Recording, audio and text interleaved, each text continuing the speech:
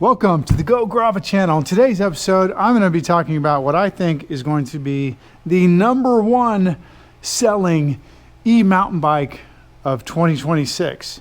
Can you guess what it is? Because I don't think there's any real competition for this e-mountain bike in its category alone. Maybe one, but I'll tell you why this e-mountain bike wins out. So let me show you what I'm talking about. Maybe it's actually two. Maybe it's two mountain bikes, e-mountain bikes. But let's take a look. And here it is, folks. It's the giant Talon E+, new model for 2026. I just got it in, and not only that, you have the Tempt, which looks very similar to this. And why is it so competitive? Because the price is gonna land somewhere between $28.50 and $29.50, which is a mountain bike that's tubeless compatible, has the new SyncDrive Pro system, Sport 2 system in it, 75 Newton meters of torque, hardtail with a shock, under $3,000. What e-mountain bike right now can you think of that isn't under $6,000? That's not old or something like that. Like, how expensive is it for a full suspension e-mountain bike?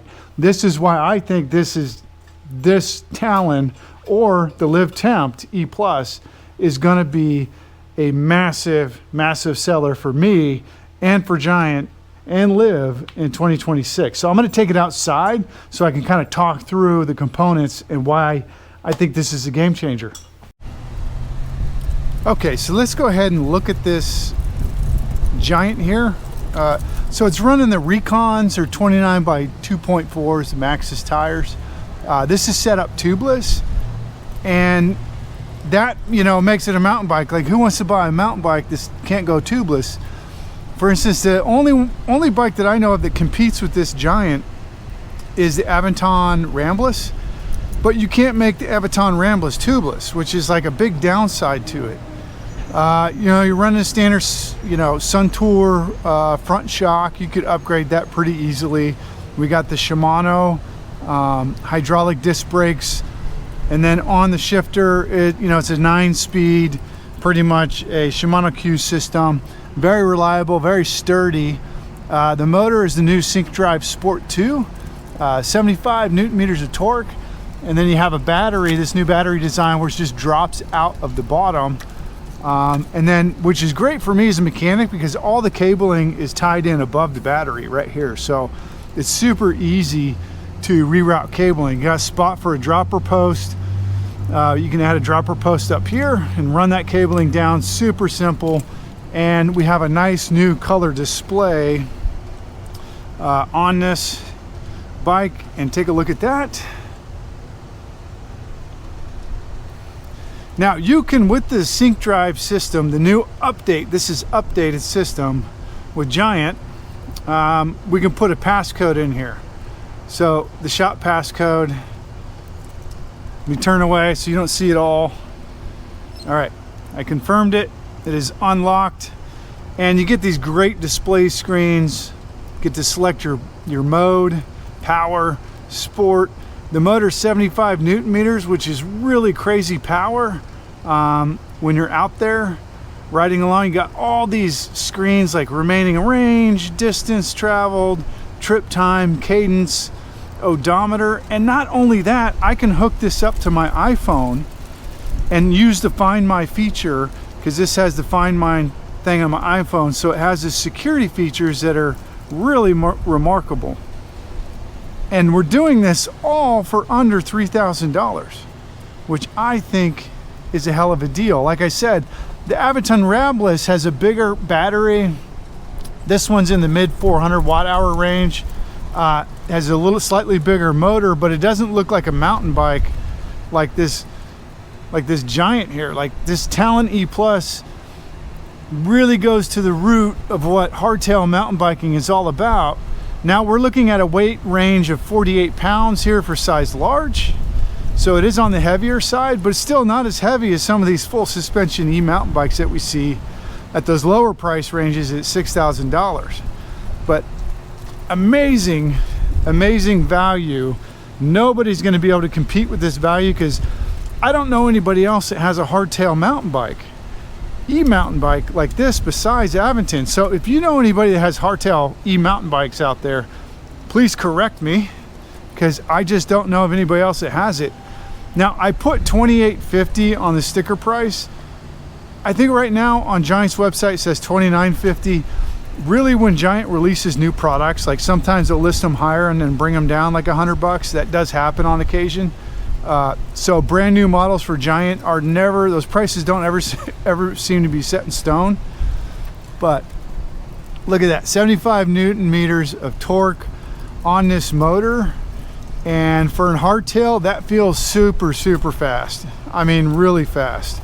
You're gonna be tearing up the hills with this, and absolutely love this bike. And wait until I get the Tempt E+, the new model, looking very similar to this one, and but a different color scheme.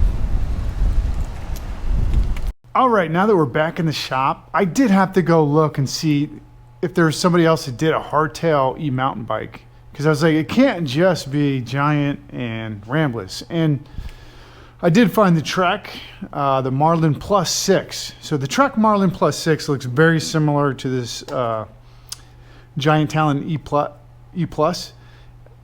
the exception is it's still running, to my understanding, the Bosch Active Line motor, 400 watt-hour battery on the inside, 50 newton meters of torque. So, and the reason I bring this up with these bicycles and these prices here is because it just seems since we got into e-mountain biking, it has been really, really expensive. You know, upwards of, you know, an S-Works Turbo, you know, Levo being, you know, $15,500 or something like that. Now, prices have come down over the past year and a half with the bicycle recession, right? So some companies have been dropping prices, like the Orbea Wild, the STH20. You know, normally that was a $6,000 full suspension e-mountain bike. I think you can get them for Jensen now for $44.99, which is a crazy discount for a full suspension e-mountain bike. And then even Specialized has lowered their prices for their just baseline turbo Levos at, you know, basically $6,100. Santa Cruz Heckler, $64.99 right now for full suspension. But originally we were paying $72.49, $72.50 for that bike. And it just kind of seems like the industry just went heavy into the super expensive e-mountain bike stuff. And that was kind of your option, which was full suspension, full price tag. And it's really nice to see an option where we can get people into e-mountain biking on these hardtails up to 75 newton meters of torque, front shock, add a dropper if you like, and not go into such significant amount of debt at the $6,000, $7,000, $8,000, $9,000, $10,000 level. But hey, you can only buy what you can only buy. You know, it's not me hating on prices or anything. I just always believe there should be a variety of prices. You know, it should be a stack of prices. And if you have the extra spending power and you want to spend $10,000 in an e-mountain bike, well, more power to you. I support that as a bike shop, tell you the truth. And I have personally spent a lot of money on my own personal bikes before. So I'm not judging anybody here at all about how much money you spend on e-mountain bikes. And I just think that it's really important to have a wide enough range so we can get people who have tighter budgets or better savers than me into e-mountain biking. And I think this Talon E Plus is going to do it. I think the Tempt E Plus is going to do it for the ladies, and I can't wait to get these in the store. Like I said, the new upgraded motors are fantastic. I took it for a ride. This thing was shredding, super powerful at 75 newton meters, because I did ride the previous version Talon, which had that little swoop bar, and 50 newton meters is not enough for a mountain bike. 75, I would say, is the starting point. 75 to 95 probably.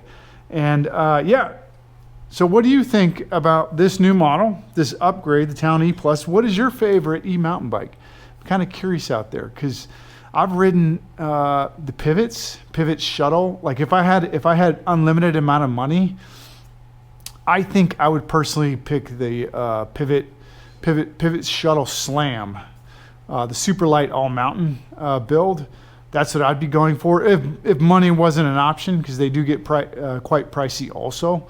Don't know I'd go with anything. I don't know I'd go with anything over 50 pounds. Like if I wanted an e-mountain bike, you know, part of me thinks, well, what's the point of having a 55-pound e-mountain bike? You know, it's got to be under 50. And if we can get under 40, then maybe I could justify spending a decent amount of money on it, because if the battery dies or something, like that thing's still going to ride like a pretty darn good mountain bike.